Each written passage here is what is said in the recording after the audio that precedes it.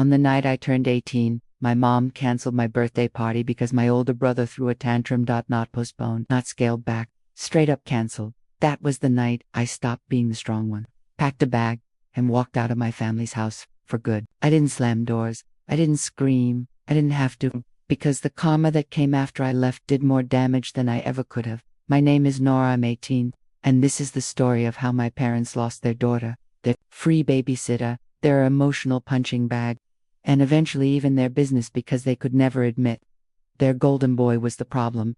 Stay with me until the end, because the twist with my aunt, the coffee shop, and my brother's perfect future is exactly the kind of karma people write movies about.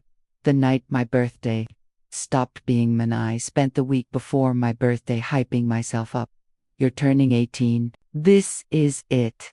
New chapter, adult life. Things are going to be different.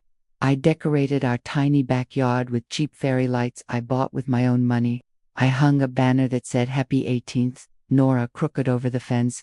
I frosted 2 trays of cupcakes, 1 chocolate, 1 vanilla, because I could never get my family to agree on a flavor. By the time the sun started going down, everything was ready. The lights were glowing. My playlist was queued. A bunch of my friends had texted they were on their way. I was standing in the kitchen, carefully arranging the cupcakes on a tray, when my mom leaned against the island with her phone in her hand. She wasn't taking pictures, she was typing. Her face was locked in that tight, fake calm expression I'd seen too many times.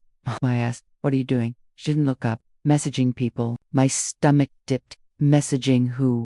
"Your guests," she said flatly. "Telling them tonight is cancelled. You're sick."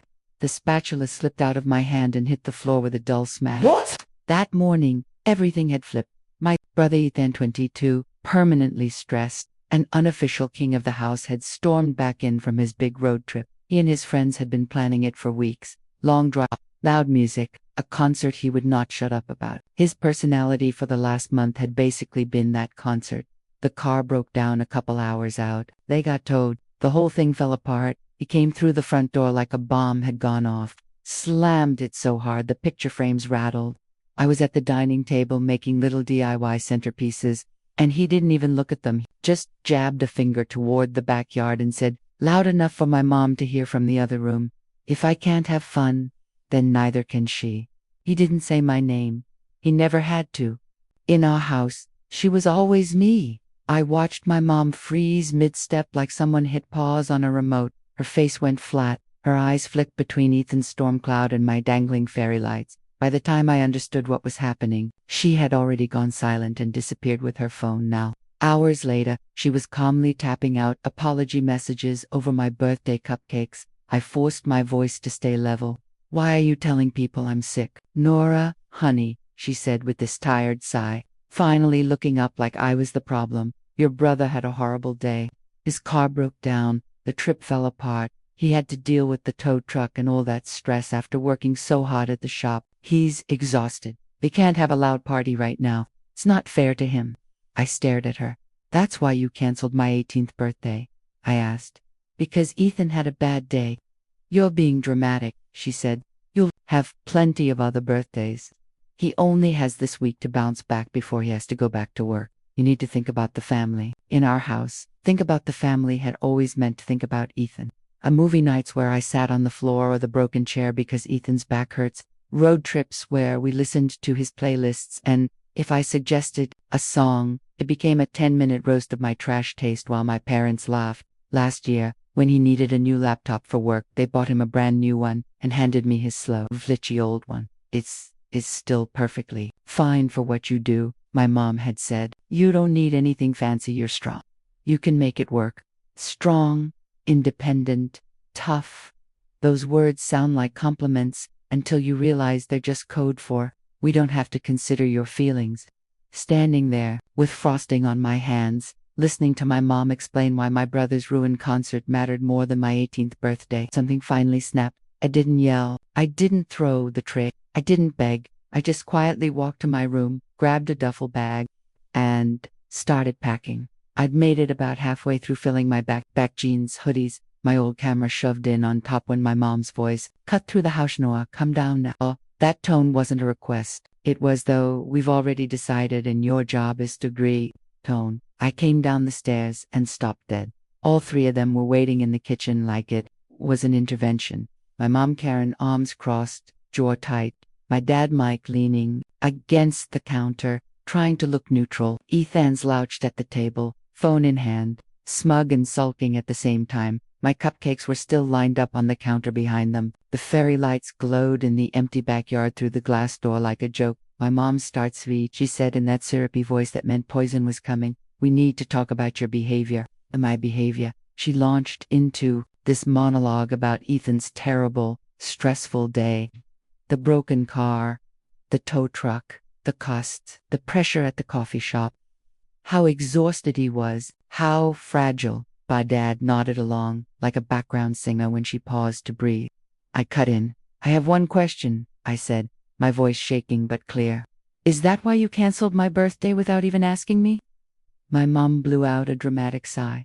I texted everyone and told them you were sick. I didn't want people bothering you tonight or asking questions. It was an adult decision. You wouldn't understand the bigger picture. What bigger picture? I asked. Ethan snorted. Oh my God, Nora, are you really making this about you? He said, leaning back like he was watching a show. My entire week is destroyed. Work is killing me. I'm the one under pressure. And you're whining about cupcakes and fairy lights. This isn't your week. You just have to accept that. I turned to my dad. What do you think? I asked him. Do you really think this is okay? He stared at the counter. Wouldn't he? Meet my eyes. I just want everyone calm, he muttered. Your brother is not in a good place. A party would push him over the edge. We can make it up to you later. I'm not in a good place either, I said. Does that matter at all? You're fine, Ethan snapped before my dad could answer. You're always fine. You're tough. I'm the one dealing with customers, worrying about bills, trying to keep the shop running. I deserve a break more than you deserve a party. There it was. If he couldn't have fun, neither could I. I looked at my mom. So because he missed a concert, I don't get a birthday? I asked. Is that what you're saying? Her voice sharpened instantly. You have no empathy for this family, she said. Ethan has always been more sensitive than you. He feels things deeper. He needs more emotional support. You've always been so independent. You don't need us the same way. There it was again. The twisted compliment that really meant, we decided a long time ago that your brother's comfort matters more than your happiness. So lying to everyone that I'm sick. I asked. That's empathy now too. I did that to protect you, she snapped. And to protect Ethan from being overwhelmed. You're making a scene over nothing.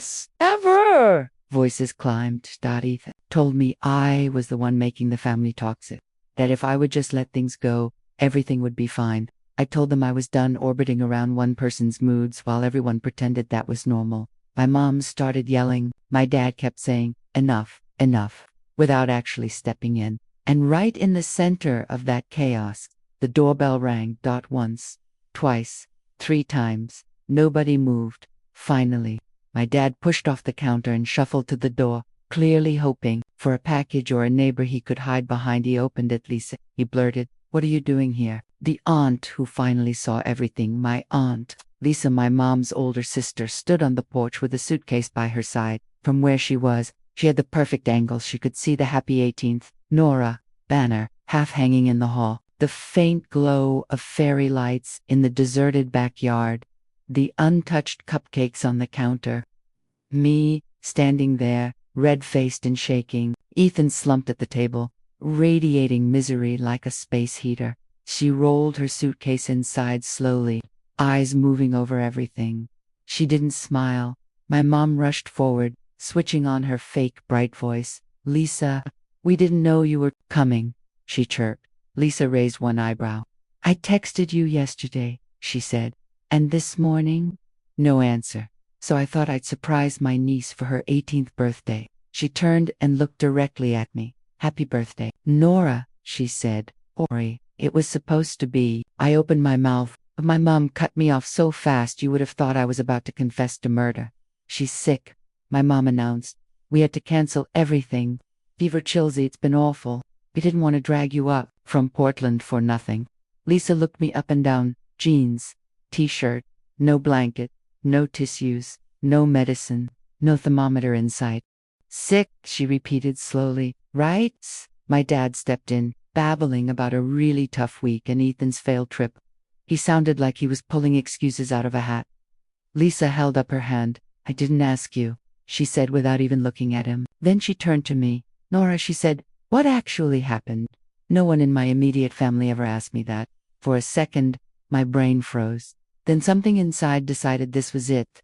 My one chance to say it all out loud in front of someone who wasn't already committed to the Ethong First religion. I told her my party had been cancelled without asking me, that my mom texted everyone, lying that I was too sick to host, that Ethan had come home furious about his ruined concert and, in his exact words, said, "If I can't have fun, then neither can she." I told her about movie nights where my spot was the floor, car rides where my music taste was a joke, birthdays where my presents came with, "We can't do more right now. Your brother needs this for work." I told her how my parents always said I was so strong, so independent, like that excused them from ever actually showing up for me. When I finished, the room went dead silent. My mom jumped in right away. "She's exaggerating," she said quickly. "You know how teenagers are? Ethan's had a hard time. He works full-time at the shop. The pressure is insane. We just try to support him emotionally. Nora's always been very self-sufficient. She doesn't need us the same way." From the table, Ethan scoffed. "We're really doing this," he said, in front of Aunt Lisa, over a cancelled party. Lisa's eyes never left my parents. "Support him emotionally," she repeated softly. "Interesting." My dad shifted uncomfortably. "Lisa, that's not what's not fair," she cut in. "Is that for the past 2 years, I've been wiring you money every month to keep that coffee shop open, rent, inventory, extra this last month because you said you wanted to do something special for Nora's 18th. My brain short-circuited. "You what?" I asked. "You've been paying for the shop?" Lisa looked at me and her face softened. "When the pandemic hit and the shop almost went under," she said, "your mom called me sobbing, saying she didn't want you and Ethan to lose your home. I believed her. I've been helping ever since." She turned back to my parents, eyes hard. "I did not sign up to bankroll a system where one kid's meltdown outweighs the other kid's milestone." My mom's cheeks flushed. "You don't understand how sensitive Ethan is," she hissed. "What? Have to be careful with him. Nora is strong. She doesn't need. Being strong is not a free pass for you to neglect her," Lisa snapped. Then she turned to Ethan. "You're 22. You missed a concert. That's disappointing, not catastrophic. It does not justify canceling your sister's 18th birthday and lying to everyone about it." He rolled his eyes. "I didn't ask you for anything. I worked there. I carry the pressure. They did what was right for the family." She's the one making a scene. Lisa let out a short, humorless laugh. "No," she said. "What's right for the family has meant keep Ethan comfortable and hope Nora stays quiet. Done paying for that." She took a slow breath. "As of right now," she said clearly, "I'm cutting you off. No more monthly deposits. No more emergency transfers. If you want to keep the shop, you figure it out. I'm not funding this dynamic anymore." Mom grabbed her arm like a lifeline. "You can't just cut us off," she gasped. "We have bills, the lease, employees. You can't walk away now." "I'm not walking away from the kids," Lisa said. "I'm walking away from being your financial plan. You're adult. Live with your choices." Then she turned to me. "Nora," she said, her voice dropping gentle in a way I wasn't used to, "I can't fix everything they've done, but I can give you a way out. If you want it, you can come live with me in Portland. I've got a spare room. You can finish school, look at colleges, get a part-time job that doesn't involve mopping up your brother's moods. You deserve a home where your birthday doesn't get canceled because someone else had a bad week." Behind her, my parents exploded. My mom accused her of stealing me. My dad begged everyone to calm down. Ethan muttered about betrayal. But all of that sounded far away. For the first time in my life, a door was open that they didn't control. If I'd gone to bed that night and thought it over, I know exactly what would have happened. I would have minimized everything. I would have told myself it was just one party, just one fight, just one comment. I would have remembered my mom making my favorite soup that one time I had the flu, my dad helping with my math homework in 8th grade, the few happy memories, and used them like duct tape to patch over years of cracks. I would have stayed. So when Lisa said, "You deserve a home where that doesn't happen," I didn't give myself time to talk myself out of it. Hey, I said, I want to go. The whole room paused like someone had hit mute. My mom's face twisted. You're not going anywhere, she snapped. You're emotional. You're not thinking clearly. We'll throw you a party next weekend, okay? We'll make it up to you. You are not tearing this family apart over one bad decision. My dad held his hands up like a referee, kiddo. Just slow down, he said. Your aunt is upset. We're all upset. You don't move to another state over an argument. Lisa didn't flinch. She's thinking more clearly than either of you, she said, and she's 18. She gets to decide where she lives. My mom wheeled on her. You show up from your perfect Portland life and judge us.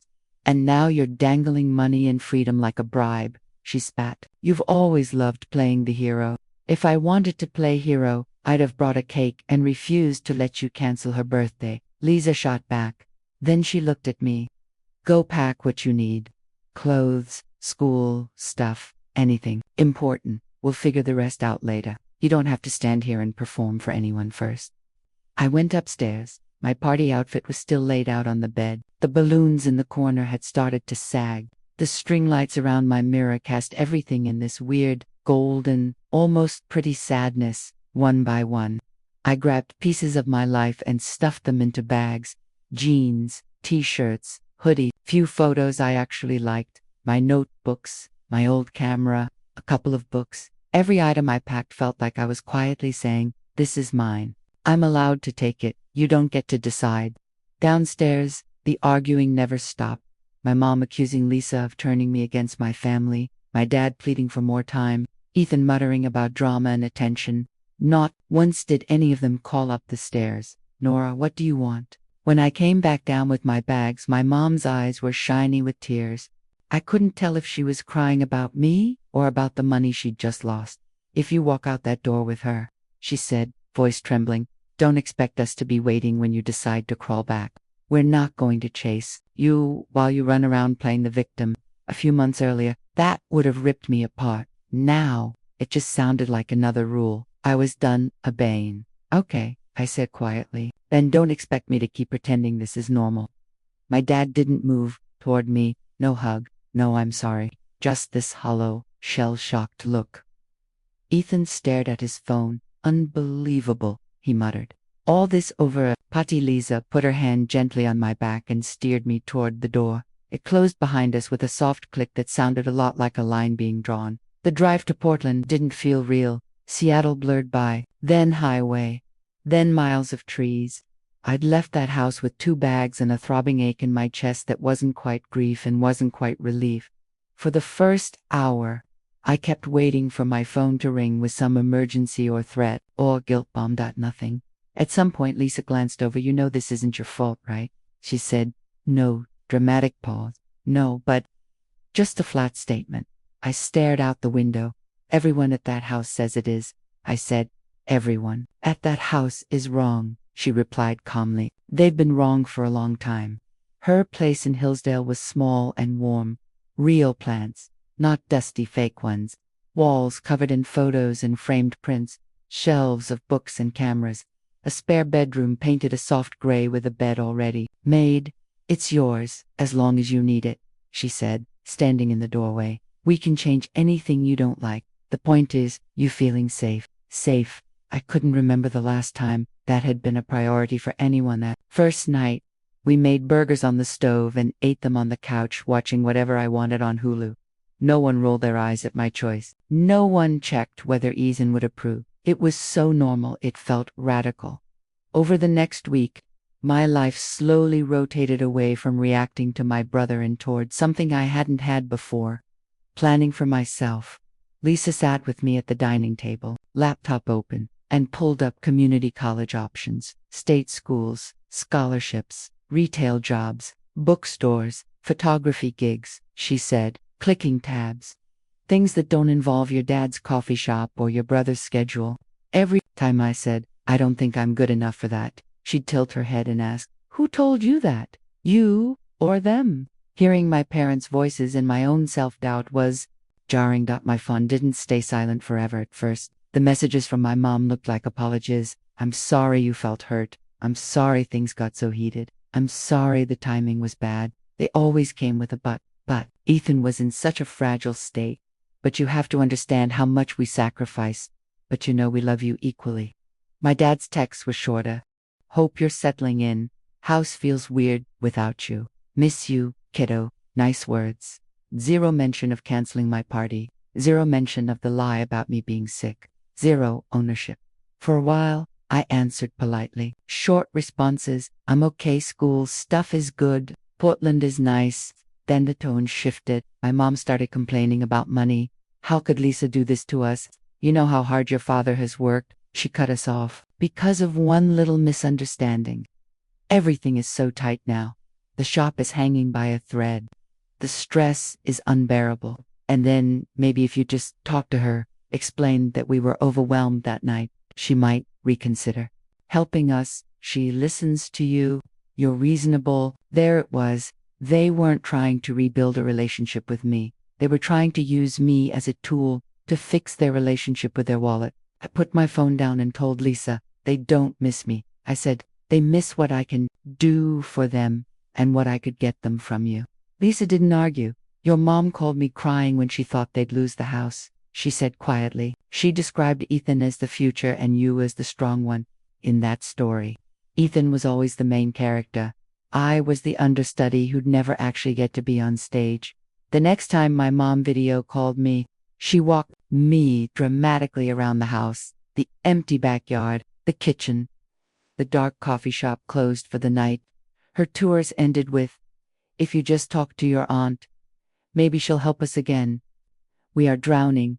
I don't know how long we can survive this. I asked the question I've been afraid of. If I came back, I said, would it be because you want me back or because you want her money back? She hesitated just for a second. It was enough. The ultimatum, that wasn't really an that call, something in me hardened. I was tired of guessing where I ranked in their world, tired of pretending I didn't already know the answer. One night, lying in Lisa's spare bed, I opened a new text to my parents. It was only a couple sentences, but my hand shook the entire time I typed. If you really want me to even consider coming back, then Ethan needs to move out. He's 22, he can live on his own. I will only consider coming home if he leaves.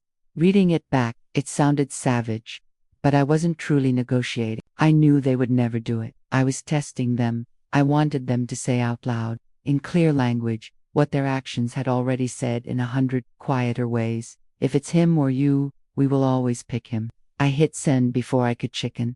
Out. The typing bubble popped up, pop up again, vanished, then nothing. No answer that night, no answer the next day. For the first time since I left, my phone was completely quiet. And weirdly, that silence gave me my answer, louder than any text could have. A new life, a new friend, the same old brother Ian, the quiet from Seattle. My Portland life kept growing around me. Lisa helped me land a part-time job at a small independent bookstore a few blocks away. The place had crooked shelves, a temperamental register, and the best smell in the world. Dust, old paper, and coffee from the cafe next door. I stocked new releases, reshelved books, people abandoned in the wrong sections, recommended stories to shy customers, went home tired but not drained. No one yelled at me because a latte order was wrong. No one used me as their personal punching bag. One day a tall guy came in looking lost, holding a class reading list. He had dark hair paint on his fingers and a backpack that looked like it had survived several apocalypses. Hey, he said, sliding the list across the counter. Do you have any idea where to find these? My professor basically handed us a scavenger hunt. I scanned the list, grabbed a basket, and walked him through the aisles. Classics essays, a couple overpriced textbooks, somewhere between philosophy and math. We started talking. His name was Jake. He was an engineering student at Portland State. Funny without being mean. Quiet, but not in a way that made me feel like I had to fill all the silence. When I mentioned I'd moved down from Seattle because my family was complicated, he didn't pry. He just nodded slowly. Yeah, he said, I get that. A couple weeks later he asked, do you want to grab coffee after your shift sometime? No pressure. Just, it'd be cool to talk when I'm not balancing 6 books. Coffee turned into study sessions at the public library. Study sessions turned into walks through the park, sharing stories about school, future plans, stupid things we'd done as kids. For the first time, I had someone in my life who knew me as Ethan's sister, not as the strong one, just me. Then one gray afternoon, he walked me out of the library, and my stomach dropped. Across the street, parked crooked near the corner, was a dark car I recognized. Leaning against the hood, arms crossed, scanning the sidewalk like he owned it, was Ethan. For a second, my brain rejected what I was seeing. Ethan belonged in Seattle. In our kitchen, behind the coffee shop counter, not here, in Portland. In front of the library where I'd started to feel safe, he saw me, his eyes locked on mine like a heat-seeking missile. He pushed off the car and stepped into the crosswalk without even looking at the light. Cars honked. He didn't care. Not equal, raising his voice over the traffic. Jake's hand tightened on his backpack strap. You know him? He asked quietly. Yeah, I said. That's my brother. Ethan stopped a couple feet away and gave Jake a once-over, dismissive, evaluating. Donnie zeroed in on me. We need to talk, he said. Alone. My heart was thudding. My hands started to sweat, but I kept my voice steady. If you have something to say, I answered, you can say it right here. I'm not going anywhere alone with you. Jake didn't move in front of me, but he angled his body just enough that I could feel him there. Solid, present. Ethan laughed, but there was nothing funny in it. Fine, he spat. Mom gave me your address and your schedule. She said you're working at some dusty little bookstore and hiding in this library every day. They're worried sick. They don't understand why you're doing this. So I told them I'd come down and talk some sense into you since you won't listen to them. Of course, when the guilt texts didn't work, they sent their favorite weapon in person. I swallowed my anger. That text I sent, he continued, the one where you said you'd only come home if I moved out. Do you have any idea how insane that is? You're trying to blow up the entire family over a birthday party. Hearing him shrink everything down like that made something inside me go cold. This isn't about a party, I said. It's about the fact that no matter what happens, it's always about you. I gave him one chance to put me first. Just once. I wanted to see what they'd do. He rolled his eyes so hard I was surprised they didn't fall out. They decided not to throw their son onto the street to feed your ego. He said, they're not kicking me out so you can play princess. They picked sanity. There it was, laid out clean. They picked him. I forced myself to meet his eyes. So now what? I asked. You came all the way here to tell me they chose you again. He took a step closer. My body tensed. No, he said. I came so you can stop this. You are going to get in the car, come home, call Mom and Dad, tell Aunt Lisa you made a mistake, and fix what you broke. This all stops when you stop acting like you're the victim. His hand shot out and clamped around my wrist. Hard pain jumped up my arm instantly. Let go of me. I said, louder than I meant to. People on the sidewalk glanced over. I tried to twist free, but he squeezed tighter. You're coming with me, he hissed. I'm not letting you screw up this family anymore. Before he could drag me a single step, Jake moved. He grabbed Ethan's hand and peeled his fingers off my arm with this calm, controlled strength that made everything in me exhale at once. She said, let go, Jake said quietly. You're not taking her anywhere. Touch her like that again, and I'm calling the police. Ethan jerked his hand back like he'd been burned, eyes wide for a second. Then the shock turned to rage. Wow, he spat. You're seriously going to call the cops on your own brother because he tried to talk some sense into you? You're insane. This is not you, Nora, Lisa, and this random guy. He jabbed a finger at Jake. Have you brainwashed? Jake didn't flinch. This is her, he said evenly. You just don't like that she finally has backup. My wrist throbbed, red fingerprints already forming under the skin. My heart was pounding, but for once, the fear didn't make me small. It made everything very, very clear. You crossed a line, I said. You don't get to put your hands on me. Not anymore. Oh, please, he scoffed. Stop acting like some abuse victim. You're hurting everyone. Mom's devastated, Dad's humiliated, the shop is falling apart, and you're out here playing the wounded princess. You're the one doing the damage. A few months earlier, that speech would have swallowed me whole. I would have believed every word. Now, listening to him rage in front of a public library because I'd stopped being convenient, it just sounded like what it really was. Panic. I didn't break anything, I said quietly. I just stopped supergluing the cracks together for you. His laugh was sharp and ugly. You're just jealous, he snapped. You always have been. Jealous that mom and dad actually need me. I'm the one who matters. Without me, the entire family falls apart. I looked him dead in the eye, then let it, I said. For a second, he just stared at me, mouth half open, like the script he'd memorized didn't have a line for this. He took one more step forward, still trying to intimidate me with sheer presence. We're done, I said, taking a step back. Do not come to my job. Do not follow me. If you show up again, or you ever put your hands on me again, I will call the police, and I won't hesitate. I turned and walked toward the bus stop. I didn't look back, but I heard him yelling, "Ungrateful. You're choosing some guy over your own blood. You're going to regret this." His voice got smaller with every step we took away from him. Duck Jake didn't try to talk. He just walked beside me, matching my pace. That night, I showed Lisa the faint red marks blooming on my wrist. She went absolutely still. "He grabbed you," she said. "Not a question." I nodded. Jake stepped in. "It didn't go further than that." "That's far enough," she said flatly. "We should file a report. At least have it on record. Today, it's your wrist outside a library. Tomorrow, it's worse. People who think they own your body because of DNA rarely stop on their own." I pictured sitting in a police station retelling the story to some officer who might sigh and label it family drama. I pictured my parents finding out, turning me into the villain in every relative's phone. I pictured Ethan's hand on my wrist, squeezing, trying to drag me home like luggage if he shows up again or he touches me again. "We go," I said. No discussion. Straight to the police. But for now, I think he finally believes me. Lisa studied my face for a long moment. She said, "I'm holding you to that. We pick him," out loud, in writing. 2 days passed, no surprise visits, no new numbers calling, no guilt texts. For the first time since I'd left, the quiet felt like peace instead of calm before the next explosion. Then my phone buzzed with a long message from my mom. I knew it was long before I opened it just from how small the preview text was. "We heard Ethan tried to talk to you. It started, he came home very upset. We cannot believe you threatened to call the police on your own brother. This is not who you are, Nora." She went on and on. "We have talked and prayed about your ultimatum, and we are not going to throw Ethan out of his home. He is our son. He is struggling. Asking him to leave so you can feel prioritized is cruel.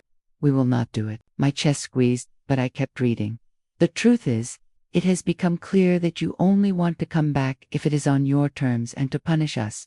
That is not love. That is manipulation. You have turned Lisa against us. And because of that, she has cut us off. Do you understand what you have done to this family? We had to borrow money from friends to keep the shop open this month. We are humiliated. After everything we sacrificed for you, this is how you repay us." And then the final knife. "If you choose to stay there, do not expect us to keep reaching out. We are done begging. We will always love you, but if you insist on acting like this, we will have no choice but to let you go and focus on the child who still cares about this family."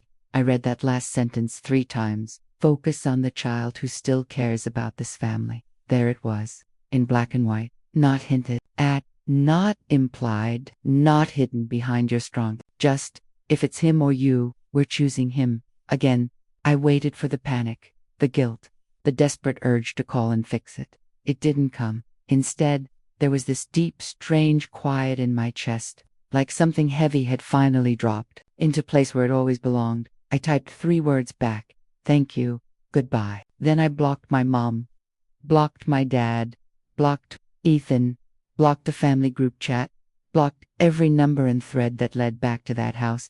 My thumb shook when I hit confirm block, like my body still expected disaster to strike. Nothing happened. No follow-up text from a different number. No angry wall of messages. Just silence. And under that silence, for the first time, a flicker of something that felt a lot like freedom. Blocking them didn't magically erase 18 years. Sometimes I still woke up expecting to see 10 missed calls. Sometimes a random smell-burnt espresso. My mom's perfume would punch me in the gut. But the longer I stayed gone, the more space my own life took up in my head. I kept working at the bookstore. I got to know the regulars, the retired teacher who only read mystery novels, the teenage boys slowly buying every manga volume we had. The mom who hid in the history section for 20 minutes of quiet. Jake and I fell into an easy rhythm. Coffee, homework, walks in Forest Park under trees so big they made my old life feel small and far away. We went to tiny music festivals and food truck fairs where no one knew my last name and no one cared who my brother was. Then, one afternoon, a cousin I barely talked to anymore tagged me in a post. It was a photo of my dad's coffee shop, except it wasn't my dad's anymore. The familiar sign with his logo was gone. In its place, a new name. In the front window, a big sheet of paper. Under new management, the caption said, "Crazy how fast things change." My heart did that weird lurch where dread and relief smash into each other. I scrolled through the comments. Wait, when did it close? Vibe in there got so weird. I stopped going months ago. Heard they sold it. Staff got let go. Super sad. I didn't need a detailed financial breakdown to understand. Without Lisa's quiet monthly lifeline and with their constant borrowing from friends, they couldn't keep it afloat. The shop, though, was supposed to be Ethan's big future. His proof that he was the one who carried the pressure had been sold off to patch the holes. A few weeks later, I overheard Lisa on the phone with another relative. I wasn't eavesdropping on purpose. Her voice just drifted down the hall while I was making tea. "Mike says they're making strategic changes," she said dryly. "But everyone knows they were drowning. They've sold a bunch of stuff, closed the shop. They're barely keeping up with rent. I feel bad for the employees. They built this. I warned them. Some relatives took my parents' side, called me dramatic and said kids these days don't know how hard life is. A lot of them, though, started pulling back once they heard Lisa's version, once they realized she'd been funding that mom-and-pop success story for years, once they realized my birthday wasn't an isolated slip-up, but just the first time anyone had seen behind the curtain, the picture-perfect family they posted on Facebook, proud of our hardworking son, so blessed, started to crack in public. As for Ethan, he did what he always did, tried to spin. I'm not proud of it. But on a friend's phone, I checked his public profiles a couple times. There he was, posting vague quotes about fake people and snakes in the family. Indirect shots about loyalty being dead. Dramatic black and white selfies. One photo showed an empty, kind of sad apartment. New chapter. No dead weight. The caption said deadweight. Cute. Comments flooded in. Proud of you, King. Cut them off before they drag you under. Family isn't always blood. The usual. But over time, the posts slowed through the family grapevine. I heard with the shop gone. A big part of his identity evaporated. The manager title. The one who carries the pressure narrative. He got another barista job at a different cafe. No special treatment. No doting customers who'd known him since high school. No parents shielding him from consequences. He came in late, snapped at people, argued with his manager. They fired him without steady paychecks. The credit card debt he'd built up during his provider phase caught up to him fast. He ended up in a cramped apartment with 2 roommates he could barely tolerate, complaining loudly online that nobody appreciates hard workers and life is rigged. This is the part where I'm supposed to say I took the high road and felt nothing, but I'm not going to lie to you. Part of me felt this sharp, ugly satisfaction. Not because he was struggling, but because, for the first time, his choices were finally touching him instead of everyone around him.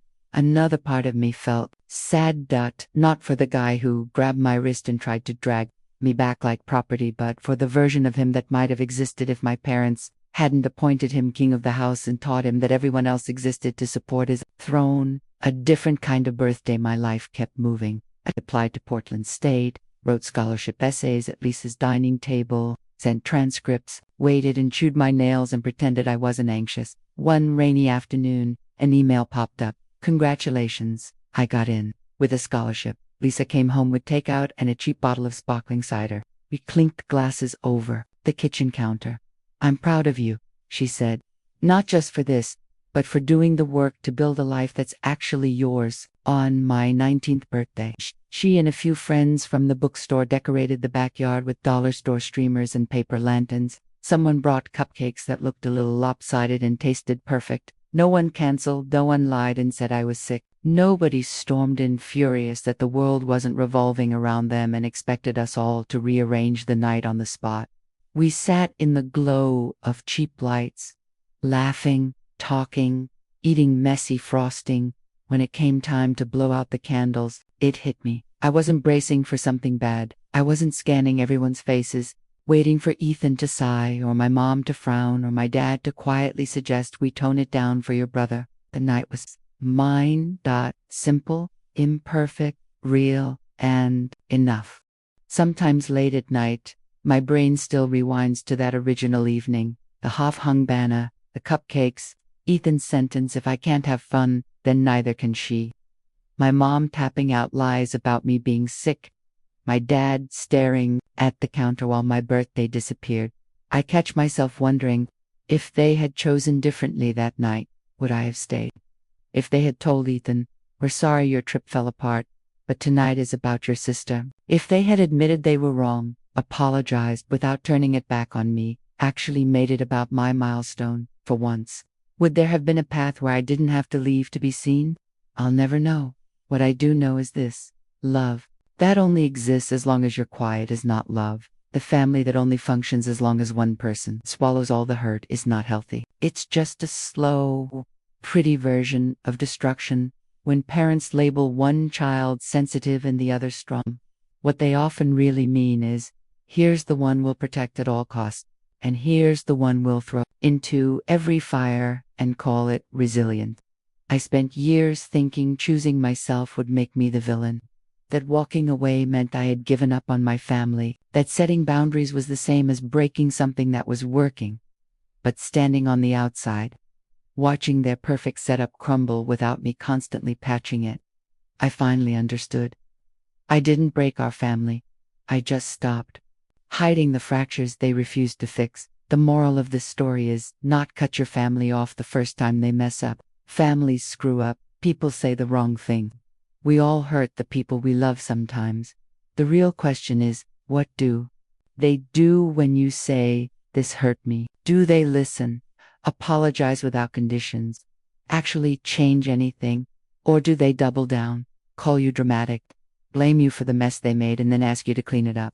When someone shows you, again and again, that your comfort is optional, but their favorite child's comfort is non-negotiable, believe them. You're allowed to step away. You're allowed to build a life where your birthday isn't canceled because someone else had a tantrum, where you're not the backup character in your own story, where being strong doesn't mean living without support. So I'll leave you with this. If you were standing in that kitchen on your 18th birthday, decorations up, friends invited, and your mom canceled everything because your sibling had a bad day, would you stay and keep trying to earn a place in a family that only loves you on their terms? Or would you walk out, even if your hands shook, and trust that your worth isn't something your parents or anyone get to vote on? I've made my choice. Now I'm curious. What would yours be?